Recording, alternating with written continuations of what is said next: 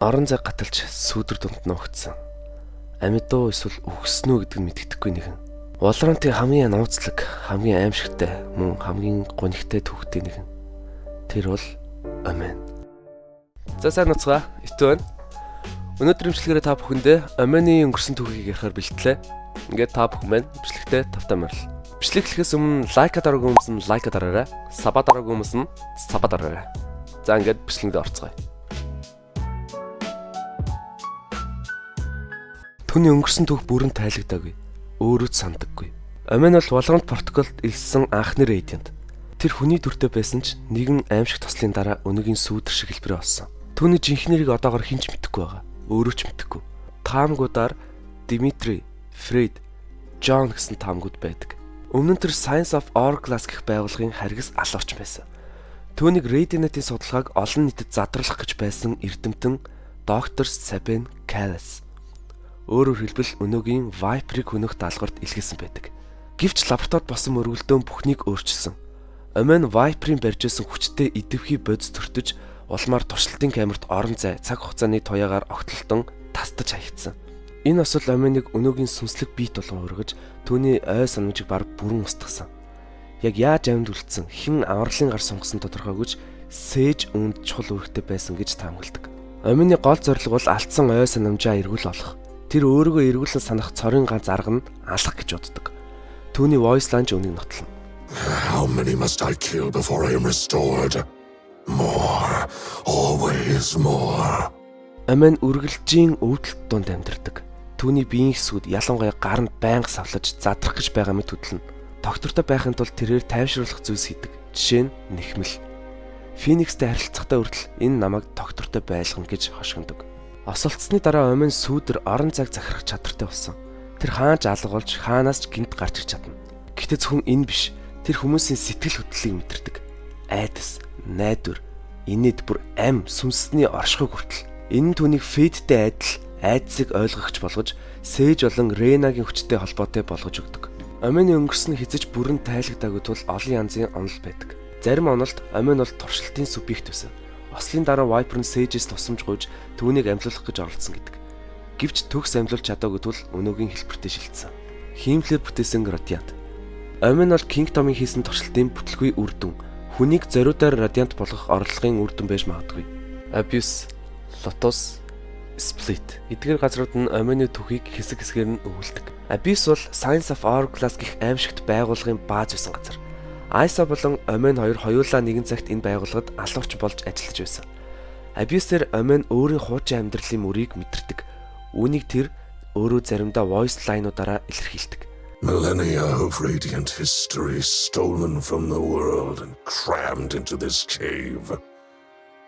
How did I not see the wrong in this?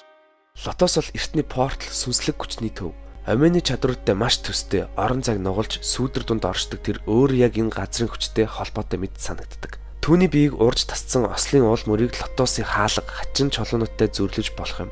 Омен Лотос дээр алхахдаа яг л өөрийгөө тэндээс харж буй юм шиг мэдрэмж төрдөг. Харин Split бол Омений төрсэн газар гэж хэлж болох үз. Kingdom Industries-ийн судалгааны төв энд байрлаж олон туршилт хийгдсэн байдаг. Түүний аимшиг тосолж магадгүй энд туссан. Viper-ийн Snake Bite-ийн их болсон химийн бодисч тэнд байсан. Kingdom-ийн туршилт, Viper-ийн оролцоо, Radiant-ийн туяа энэ бүгд нийлээд Оменийг өнөөдрийнх нь дүрд оруулсан. Split бол Омений амьдрал дахин эхэлсэн. Гэхдээ аимшиг хэлбэрээр эхэлсэн газар. Бусад эйжентүүдтэй харилцдаг харилцаа. Viper-ийг жинхэнээр нь дууддаг цөөн эйжентүүдийн нэг. Viper-ийн механизм нь Оменийг улам задлсан агшинд идэвхжсэн. Viper Оменийг хэрэгтэй гэж үзэх боловч түүний үйлдэлүүд нь эргэлзээ төрүүлдэг. Омен түүнийг Sabine гэж дурсдаг. Энэ нь ойрын хувийн харилцаатай гэж үздэг. Don't die here, Sabine. I need your secrets. Keep being their nightmare, old friend. Cypher. Омений өнгөрсөнд холбоотой нууцыг мэддэгч үүнийг олж авахын тулд Оменоос маш их төлөөс нэгдэг. Fade. Тэрээр Оментай хамт цагийг өнгөрөөдөг. Fade ном уншиж судаг бол Омен юм нэхэд судаг. Энэ нь Fade-ийг бусдаас арай илүү хүлээн зөвшөөрөгдсөн гэдгийг харуулдаг. Together, Fade. We will show them the true meaning of fear. Omen, with me. Nightmare thrives in the dark.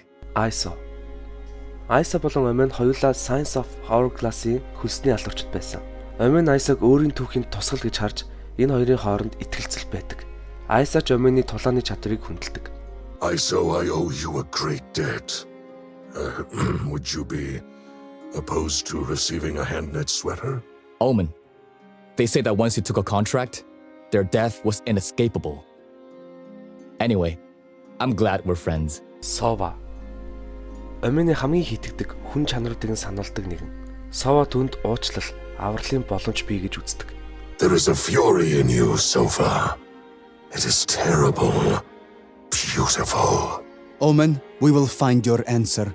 You will not be this way forever. I promise. Don't forget who you are, Omen. A man, not a monster. Sage. Түүнийг өмнө мэддэг байсан бөгөөд тус хоёрын харилцаа маш гүн. Омен Sage-ийн хүчийг амьдрал ба үхлийн тэнцвэрийг эвдэгч гэж нэрлэдэг. Гэсэн ч Sage түүнийг өрөвдөж бас их ойлгодог. Sage, you are truly limitless. Omen, you are a force of nature. Reyna. Тэд нэгнээ хүндэтгдэг. Reyna Omenыг өрсөлдөгч мэт хардаг бол Omen Reynaгийн хэрэгэлдэг сүнснүүдийн дууг сонсдог гэж хэлдэг. Reyna, the souls you consume, do you hear their voices as I do? Omen, shall we see who cuts quicker? No harm in a little competition. Sky.